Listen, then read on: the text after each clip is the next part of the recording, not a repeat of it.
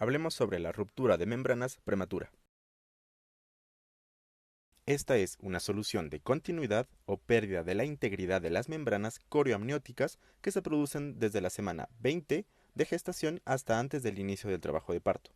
Ok, iniciemos con algunas generalidades.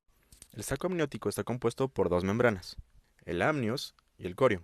Estos se encargan de proteger y de contener al feto y de igual forma de contener el líquido amniótico. Como sabemos, este líquido amniótico es crucial para el desarrollo fetal y actúa como amortiguador ante posibles traumas. Es así como una prematura ruptura de membranas puede crear complicaciones significativas como para la madre como para el feto, incluyendo el aparecimiento de infecciones como una corioamnionitis, parto prematuro e incluso en ocasiones más severas la muerte.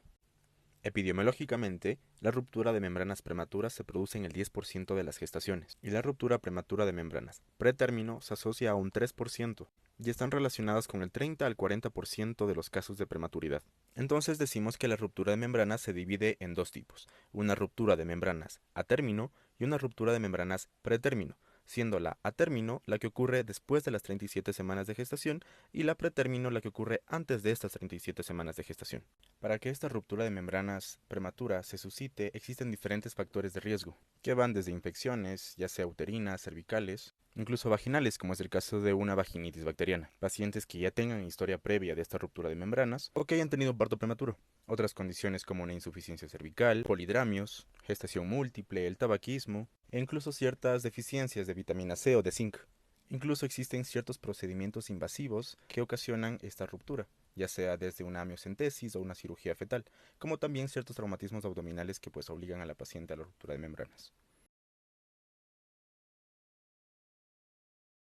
Ok, ahora vamos a ver los métodos diagnósticos utilizados para saber cuándo una paciente rompió membranas ya, o se le rompió la fuente, como dicen. Tomemos en cuenta que el diagnóstico de la misma se realiza a través de un examen físico como también de pruebas complementarias. La guía nos menciona que se debe realizar primeramente un análisis de la historia clínica de la paciente, como también la observación de la salida del líquido amniótico a través del conducto cervical. ¿Y cómo se realiza esta observación? A través de una especuloscopía. Además de esto tenemos el test de nitracina. Este test de nitracina es cuando el líquido amniótico es más alcalino que las secreciones vaginales normales.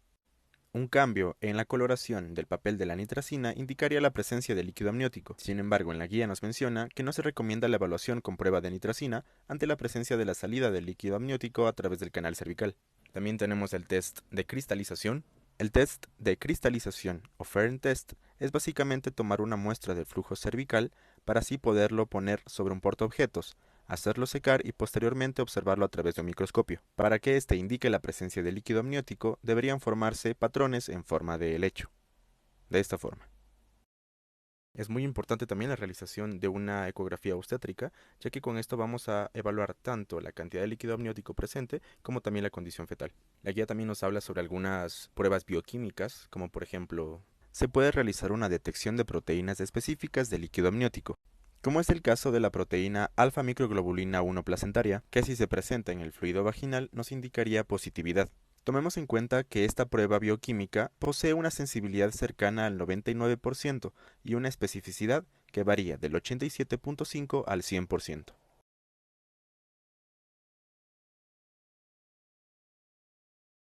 El manejo de la ruptura prematura de membranas depende de la edad gestacional y del estado clínico de la madre y del feto. En casos de rupturas prematuras de membranas pretérmino, podemos realizar una profilaxis antibiótica para evitar el riesgo de infección, principalmente una corioamnionitis. Las primeras 48 horas de tratamiento aplicaremos un manejo inicial con 2 gramos de ampicilina intravenoso. Luego, será 1 gramo de ampicilina intravenoso cada 6 horas, acompañado de eritromicina 250 miligramos vía oral cada 6 horas. Los siguientes 5 días de nuestro tratamiento antibiótico consistirá en amoxicilina 500 miligramos cada 8 horas más eritromicina 250 miligramos cada 6 horas vía oral. Y seguramente te preguntarás qué podemos dar en caso de que tu paciente sea alérgica a las penicilinas. En esas situaciones te tengo dos alternativas. Como primera opción, podemos manejar con eritromicina 250 miligramos vía oral cada 6 horas durante los 10 días posteriores al diagnóstico de ruptura prematura de membranas pretérmino. O si no, puedes utilizar clindamicina con una dosis de 900 miligramos intravenosos cada 8 horas por 7 días. El uso de corticoides en el embarazo se recomienda para todas las mujeres que se encuentren dentro de las 24 semanas de gestación a las 34.6 días de gestación, es decir, menos de las 35 semanas de embarazo, para todas aquellas que se encuentren con riesgo de parto pretérmino. El objetivo de emplear un tratamiento esteroide antenatal es el de la maduración fetal, ya que de esta manera disminuye el síndrome de dificultad respiratoria y también la mortalidad perinatal. Y seguramente te preguntarás, ¿qué esquema corticoide debo emplear en cada caso? Pues no te preocupes, aquí te traigo 2 esquemas que nos establece la Guía de Práctica Clínica del Ministerio de Salud Pública del Ecuador. Como corticoide de primera elección tenemos a la betametasona, con una dosis de 12 miligramos intramuscular en la región glútea cada 24 horas, por un total de 2 dosis.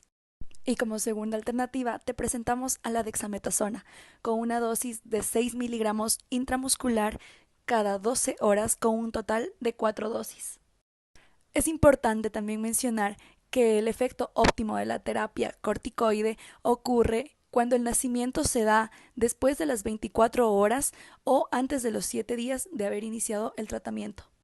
En cuanto al uso de fármacos tocolíticos, no se recomienda que se empleen como profilaxis, ya que no se ha evidenciado significativamente que mejoren los resultados perinatales.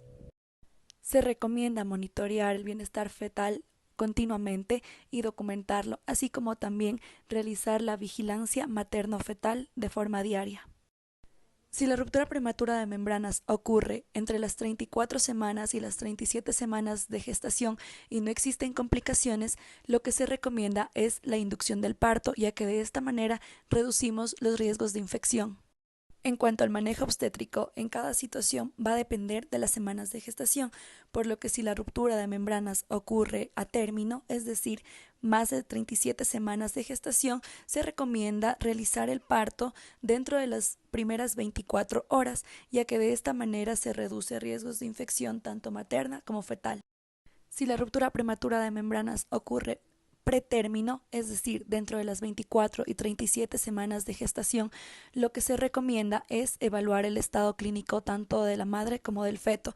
Si existe ausencia de sufrimiento fetal o de riesgos de infección, se puede realizar un tratamiento expectante acompañado también de terapia antibiótica profiláctica y el uso de corticoides. El principal objetivo en estos casos es de prolongar el embarazo lo mayor posible.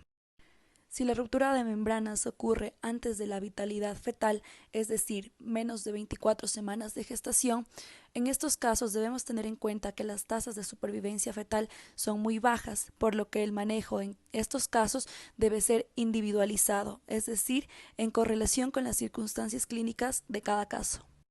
No olvides que el manejo de estos casos es multidisciplinario, que abarca también al equipo de neonatología, ya que se requiere como principal objetivo procurar el bienestar tanto fetal como materno.